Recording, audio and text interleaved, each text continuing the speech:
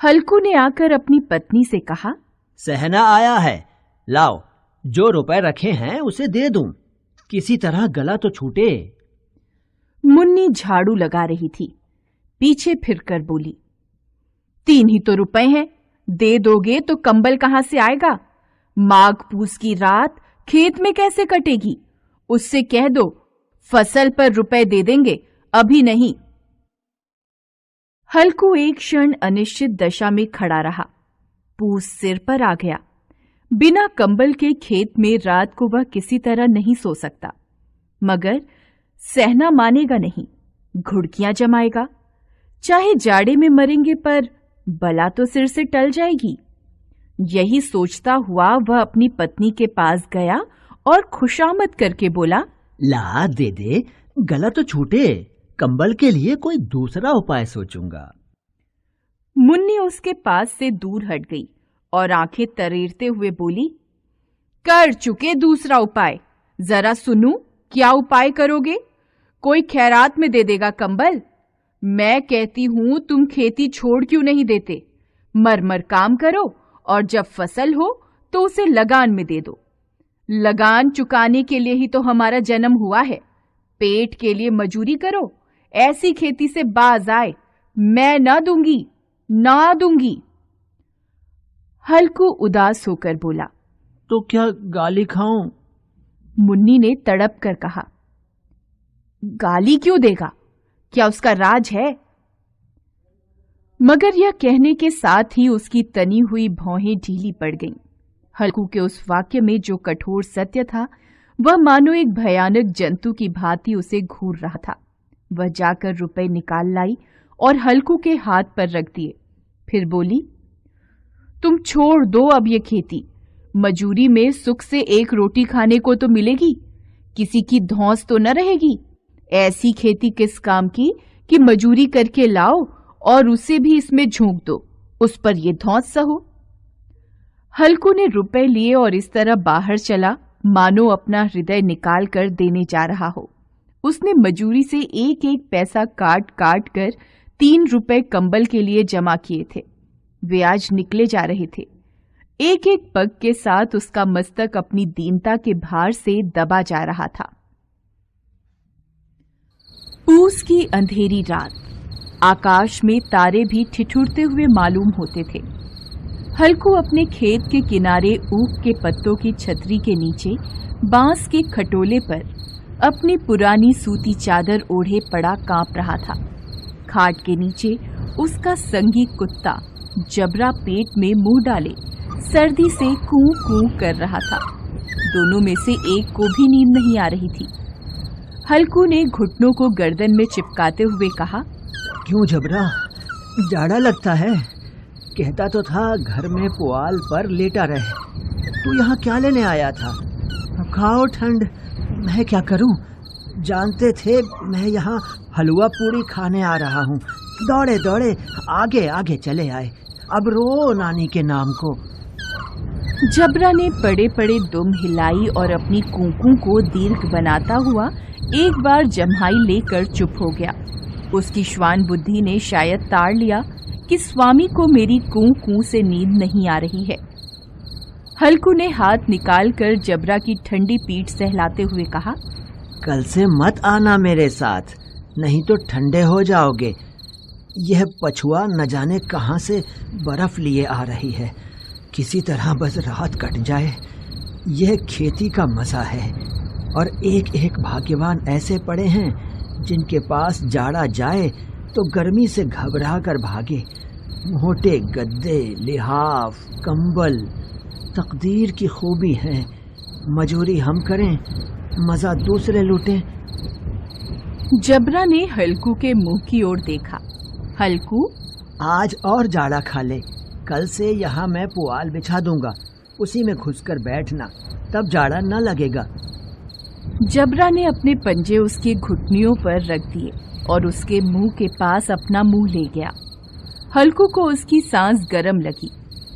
हल्कू निश्चय करके लेटा कि चाहे कुछ भी हो, अब सो जाऊंगा। पर एक क्षण में ही उसके हृदय में कंपन होने लगा। कभी इस करवट लेटता, कभी उस करवट, पर जाड़ा किसी पिशाच की भांति उसकी छाती को दबाए हुए था। जब किसी तरह न रहा गया, उसने जबरा को धीरे से उठाया और उसके सिर को थपथपाकर उसे अपनी गोद में सुला लिया। कुत्ते की देह से न जाने कैसी दुर्गंध आ रही थी, पर वह उसे अपनी गोद से चिपटाए हुए ऐसे सुख का अनुभव कर रहा था जो इधर महीनों से उसे न मिला था। जबरा शायद समझ रहा था कि स्वर्ग यही है, और हल्कू की पवित्र आत्मा में तो उस कुत्ते के प्रति घृणा की गंध तक नहीं थी। अपने किसी अभिन्न मित्र या भाई को भी वह इतनी ही तत्परता से गले लगाता। दशा इस अनोखी मैत्री ने जैसे उसकी आत्मा के सब द्वार खोल दिए थे।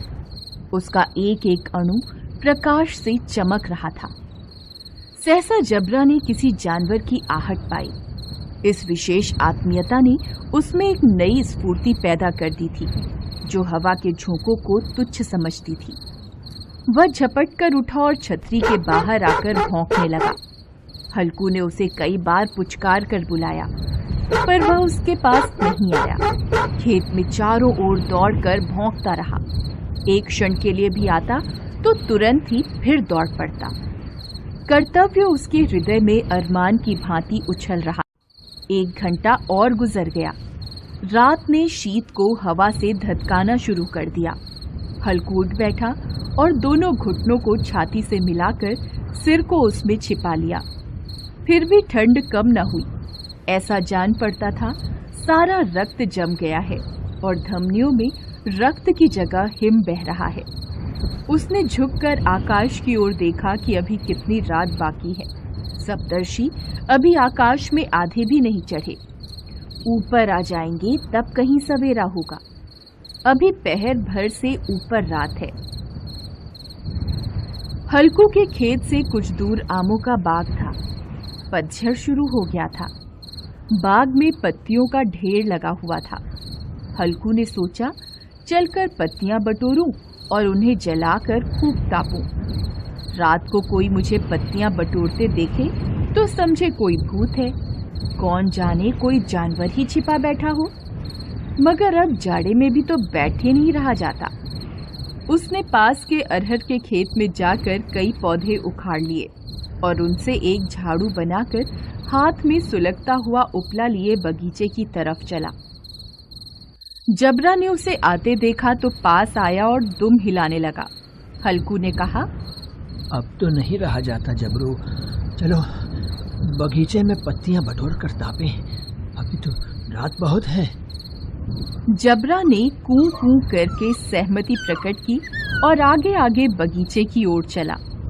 बगीचे में घुप अंधेरा छाया हुआ था और उस अंधकार में निर्दय पवन पत्तियों को कुचलता हुआ चला आता था। वृक्षों से ओस की बूंदें टप टप नीचे टपक रही थीं। हल्कू ने आग जमीन पर रख दी और पत्तियां बटोरने लगा। जरा देर में पत्तियों का ढेर लग गया। हाथ ठिठुरे जाते थे, नंगे पांव गले जाते थे और वह पत्तियों का पहाड़ खड़ा कर रहा था। थोड़ी देर में अलाव जल उठा। उसकी लौ ऊपर वाले वृक्ष की पत्तियों को छू छू कर भागने लगी। हल्कू अलाव के सामने बैठा ताप रहा था। उसने दोनों पांव फैला दिए मानो ठंड को ललकार रहा हो। तेरे जी में जो आए सो कर। ठंड की असीम शक्ति पर विजय पाकर वह विजय गर्व को हृदय में छिपा न सकता था।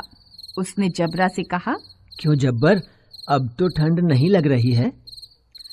जब्बर ने कूं कूं करके मानो कहा, अब क्या ठंड लगती ही रहेगी। पहले से यह उपाय न सूझा, नहीं तो इतनी ठंड क्यों खाते। जबरा ने पूंछ हिलाई। पत्तियां जल चुकी थीं। बगीचे में फिर अंधेरा छा गया था। राख के नीचे कुछ कुछ आग शेष थी, जो हवा का झोंका आ जाने पर जरा जाग उठती थी, पर एक क्षण में फिर आंखें बंद कर लेती थी। हल्कू ने फिर चादर ओढ़ ली और गरम राख के पास बैठा हुआ एक गीत गुनगुनाने लगा। उसके बदन में गर्मी आ गई थी, पर ज्यों-ज्यों शीत बढ़ता जाता था उसे आलस्य दबाए लेता था। जबरा जोर से भौंककर खेत की ओर भागा। हल्कू को ऐसा मालूम हुआ कि के जानवरों का एक झुंड उसके खेत में घुस आया है। शायद नीलगायों का झुंड था। उनके कूदने और दौड़ने की आवाजें साफ कान में आ रही थीं। फिर ऐसा लगा कि वे खेत में चर रही हैं। उनके चबाने की आवाज सुनाई देने लगी। उसने दिल में कहा, नहीं, जबरा के होते जानवर खेत में नहीं आ सकता। वह नोच ही डालेगा। मुझे भ्रम हो रहा है।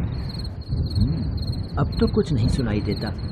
मुझे भी कैसा धोखा हुआ।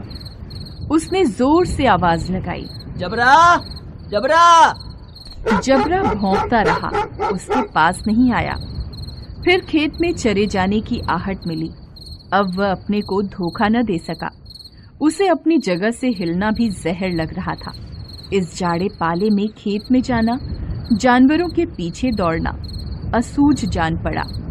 वह अपनी जगह से नहीं हिला। उसने जोर से आवाज लगाई, लिहो, लिहो, लिहो। जबरा फिर भौंक उठा। जानवर खेत चर रहे थे। फसल तैयार थी।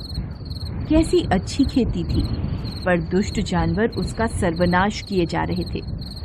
हल्कू पक्का इरादा करके उठा, पर 2-3 कदम पर एकाएक हवा का ऐसा ठंडा, चुभने वाला, बिच्छू के डंक सा झोंका लगा कि वह फिर बुझते हुए अलाव के पास आ बैठा और राख को रेत कर अपनी ठंडी देह को गरमाने लगा। जबरा अपना गला फाड़े डालता था। नीलगाय खेत का सफाया किए डालती थी और हल्कू गरम राख के पास शांत बैठा हुआ था।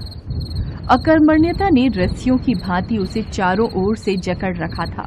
उसी राख के पास गरम जमीन पर वह चादर ओढ़कर सो गया। सवेरे जब उसकी आंख खुली तब चारों ओर धूप फैल गई थी और मुन्नी कह रही थी, क्या आप सोते ही रहोगे? तुम यहां आकर रम गए और उधर सारा खेत चौपट हो गया। हल्कू ने उठकर कहा, क्या तू खेत से होकर आ रही है?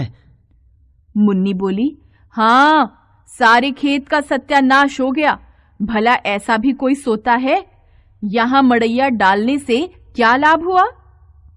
हल्कू ने बहाना बनाया, मैं मरते मरते बचा। तुझे अपने खेत की पड़ी है। पेट में ऐसा दर्द हुआ कि मैं ही जानता हूं। दोनों खेत की दशा देख रहे थे। मुन्नी के मुंह पर उदासी छाई थी, पर हल्कू प्रसन्न था। मुन्नी ने चिंतित होकर कहा, अब मजूरी करके मालगुजारी भरनी पड़ेगी। हल्कू ने प्रसन्न मुख से कहा, रात की ठंड में यहाँ सोना तो नहीं पड़ेगा। हेलो दोस्तों, कैसे हैं आप सब? हमारी कहानियाँ देखने के लिए हमारे चैनल को सब्सक्राइब कीजिए और हाँ, बेल आइकॉन पर क्लिक करना मत भूलिएगा।